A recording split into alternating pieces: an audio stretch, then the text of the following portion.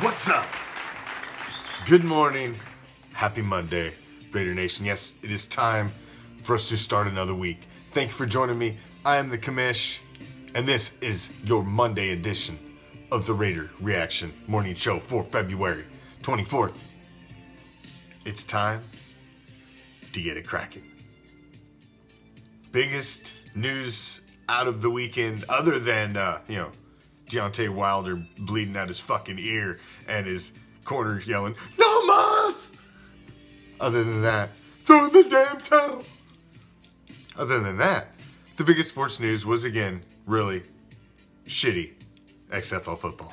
I said I jumped you it! Stop. Fuck a dumbass! Stop. Hurry up, bring it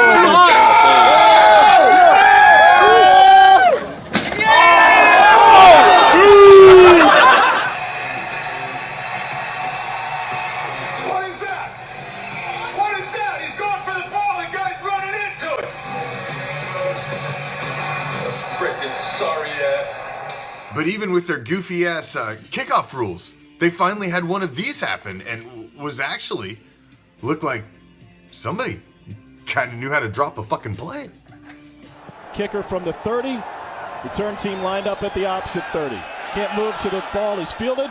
And here goes Keith Mumphrey. And they're going to turn it around with room on the near side. And for the first time, they get creative. And the Battlehawks have the sideline. And a kickoff return for Joe Powell to the end zone. And now they say he stepped out from the 30. Return team lined up at the opposite 30. Can't move to the ball. He's fielded. And here goes Keith Mumphrey. And they're going to turn it around with room on the near side. And for the first time, they get creative. And the Battlehawks have the sideline. And a kickoff return for Joe Powell to the end zone. Of course, over the last week, we have had the 2020 Raider Reaction Offseason Madden Challenge Week 1 action commencing as we had our 12-plus hour marathon fantasy draft as all of our owners selected their teams. We managed to almost fill the entire league as we have every team accounted for with an owner playing it except for 5 computer-ran teams. So it is almost a full slate for every owner. You might have one cream puff computer game on your schedule, but other than that, is pretty much a full slate of user owners in the 2020 Raider Reaction Madden Challenge. Now, we hope to fill the league 100% next season, but we've had enough people after it started who wanted in to actually fill it, but we didn't think that was fair anymore. We've cut it off in week 1, and we're not adding any more people in. You wanted to play, it's unfortunate. We're just going to roll with what we got, and you'll have to get in next season. RaiderNationStore.net is our official sponsor for this year's league, helping Raider Reaction fill up the prize pool. So, every single week, we are adding an item to the grand prize. We already have an autographed Josh Jacobs jersey as the blanket on the bottom of our big badass Raider box that is going to be filled for the grand prize. You win your division, you are getting a prize pack. We also are doing a loser prize pack. Everybody who doesn't win their division will go in a raffle, and they will win a prize pack as well, whoever wins that raffle. But the grand prize, we will be adding our first item in tonight. As we conclude every week, we will add another item in. Some of the biggest action that happened in week 1, Canyon Stone, one of our top fans here at Raider Reaction. I swear, it's still a badass male stripper name, but he, talking a lot of shit, backed it up in week 1. Now a handoff here to his running back. Oh! Look at this, middle of the field, a breakaway. Canyon's Bengals looked good over Bryson's bitch Pigeons. Remember, this is a full fantasy draft, so these guys all had the opportunity to draft their full lineups. Anthony, one of our owners who returned from last season, looking good in week 1 with his Texans. As Raider Spleeve, one of the members of our Raider Reaction hype team, his Saints just didn't look that great. After the sack on first down, Allen. And the return this time will go out to the 42-yard line. When a team's turned it over 3 times in the first half, we just look at the offense and say, guys, what are you doing? Allen going to go on 4th down. And for the 4th time tonight, it's an interception. Read it well, and it's picked. Anthony continued the roll into week 2 as he continued the onslaught. First on offense.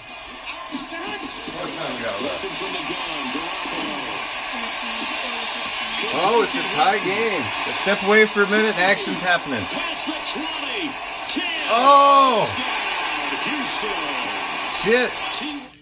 And then finishing it off on defense with this hit, which separated Andrews from reality completely. A 3rd and 8. Big play. Oh, he's open, man. Oh, my God. And the Texans scoop it. And they will set up shop in enemy Oh, territory. my God. Andrews was wide open and gets rocked and then kicks the ball right to the defender. So week 1 is completely wrapped up, and we've started into week 2 action. Week 1 was insane. We had a tie. A freaking tie in week 1 of Madden. A tie in Madden is insane. And to have it in week 1. So we had the tie. We had trade gate in the draft where guys were trying to trade with the fucking computer teams. And so we had to shut that down, fix that. Then in week 1, one of the very first games, one of the owners decides he's going to go for an onside kick every single fucking time. 9 straight. Limits the possessions of his opponent to hardly any, who couldn't stop the onside kick. So we had onside kick gate. Then we had disconnect gate, and happened to be in my game, where my opponent, we have, for some reason, we don't know. First game got stopped. Second game came down, was a whirlwind of a game. He won with a nice finish drive, Raider homer, and there's just been a lot of drama already in week 1. Let's say that. Everybody's getting their money's worth for entertainment. That's for goddamn sure. But all of that's over. The dust is all settled. We had 1-0s. We had 0-1s. I was 0-1. We have a few of the other team, bunch of other people were 0-1, and we've moved on. I've gotten my second game out, taking down the Chiefs, who are 0-2, and I've got the silver and black back to 1-1. Commish Jr. won his game, and he's moved on to 1-1, but we actually seen something strange in his game. A Derek Carr rushing touchdown? He's the Cardinals. Oh, Carr on the scramble. That never happens. Oh, come on. You can tell this is a video game. But they still lost, nonetheless. Week 1 is in the books, and here's what we got. Russell Wilson leading the way with your quarterbacks. He's the quarterback of the Steelers. That is Richard's team. 72% completion with 7 touchdowns. Josh Allen for the Saints. Raider Spleeve's quarterback. He's on the opposite side of the spectrum. He's leading the league with 4 picks at the end of week 1. Dalvin Cook is our league's leading rusher as he ran all over Prime's 49ers as Dylan's Buccaneers. He put up 258 yards and 4 touchdowns. Julio Jones, that is Chad's Titans. 8 receptions, 165 yards, 1 touch. Ryan Kerrigan leads the defensive side with 6.5 sacks for the Packers for Chris Varavakis, our defending champ, who happened to already take his first loss. He went undefeated last season, won it all, got the autographed Derek Carr jersey. But this season, he took an L already in week 2 for Brian, who's owner of the Vikings, who I happen to play this coming week. We'll be streaming that one live. That's going to be a tough one for me. I hope to represent well, but I do not claim to be a Madden guru at all. It's a part-time gig for me. Trust me, very part-time. But I play for fun, and I will try to represent well, and it will be streamed live on the page for me to, bear my soul and my shame for the world. It fucking is what it is. It's what I signed up for. So, Marcus Williams, the Bears, 3 picks. He leads the league in interceptions.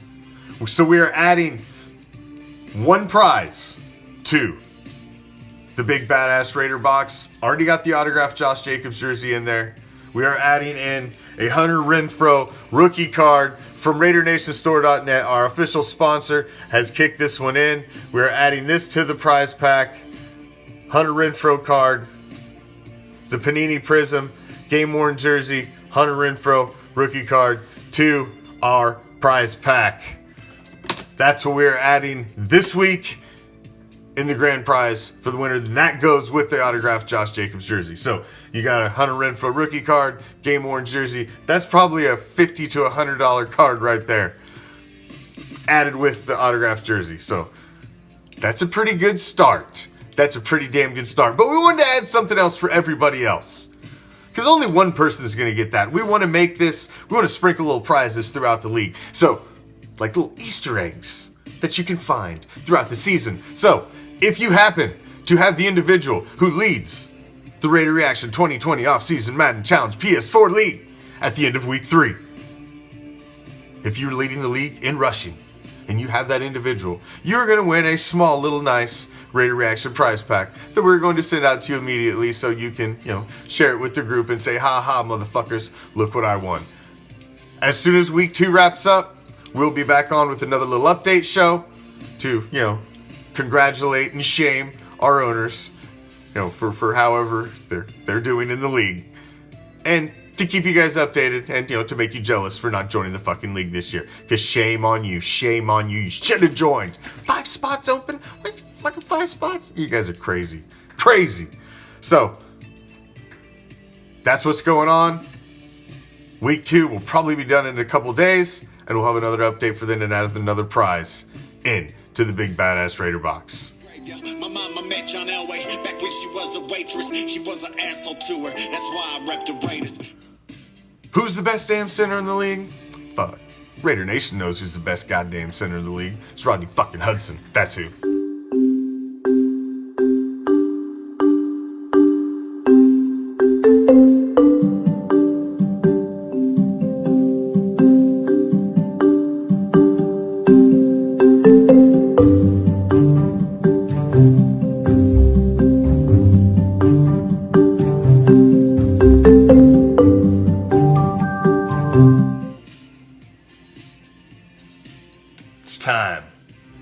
It's time for Prime.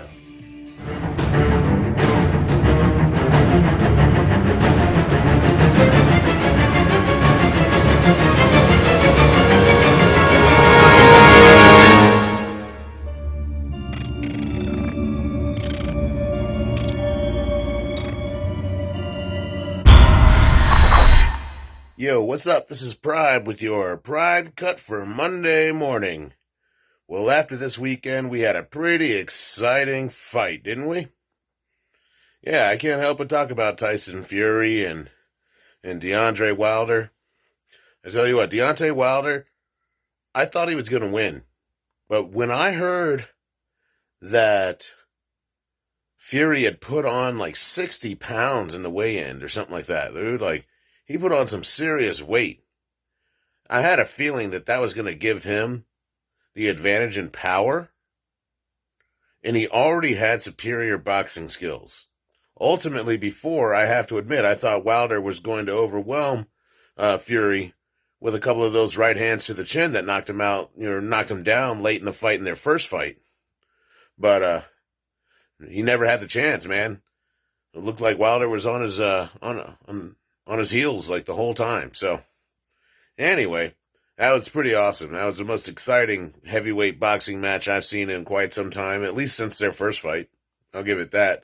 But, boxing is still second to mixed martial arts to me. So, anyway, there was a fight night this weekend. I won't get into that. And I tell you what, I am ready for some football. We got that draft coming up here soon. And all of a sudden, the Lions are saying that they're willing to trade the 3rd pick, man. The 3rd pick. Now, I don't know how much you value a 3rd pick in an NFL draft, but number 3 overall, right now the Lions have that up for grabs. So we'll see what kind of deals they're able to make. Otherwise, they might just be forced to pick someone like the quarterback, Tua, out of Alabama there. So, yeah, I don't know. And then you have Tua and Matt Stafford in the quarterback room. That makes things a little bit crazy, a little bit different. I don't know. Maybe they'd light a fire under Matt Stafford, or maybe they trade him. Who knows? Anyway, I'll dig deeper into this as we get a little bit closer and closer to the draft. And in the meantime, this is Prime, and I'm out. Have a great day. It would not be a Raider Reaction morning show without a D-bag of the day. Another member of the hype team, the Raider Reaction hype team that is, steps up to the plate and knocks it out of the fucking park. You, sir, are a fucking douchebag. What's up, y'all? Raider Chris here. Yeah, I got a D-bag, and even though it's still beating a fucking dead horse, I'm going to give this one to Rob Manfred, the commissioner of baseball. Come on, dude. You cannot call that trophy just a piece of metal. Because when I hear that type of shit, that sounds like somebody that's never competed for anything. Anything. That takes away from everything that these players are working towards in spring training, throughout the season, so on and so forth. Now, that's just fucking straight disrespectful. And to walk it back like he did was a douchebag move too. So, say what you're going to say, but we all know that you're a fucking douchebag for how you handled this whole situation with Major League Baseball, the Houston Astros, and then we'll see what happens with the Boston Red Sox when that comes out. So, but either way, you're a fucking douchebag, Rob Manfred. Peace. This was a gem that we unearthed this week, and it's Mike Mayock, the current Raiders general manager, in his previous job, working for the NFL Network, sitting down with the current Raiders head coach, who was in his previous job at the time as just coming off Super Bowl win a couple seasons before with the Tampa Bay Buccaneers. And they sat down at the NFL Combine to discuss the state of the quarterbacks. And it's really a nice glimpse into the mind, the football mind of John Gruden when he is in the midst of the hunt and what he thinks a quarterback and a franchise quarterback should be. A very, very interesting interview for two gentlemen who are now tied together at the football brain. Check it out from the 2004 Combine. Okay, John, we've had a lot of coaches and general managers talking about this whole quarterback issue. Last 3 Super Bowls, the highest drafted quarterback was a 4th rounder, Gannon.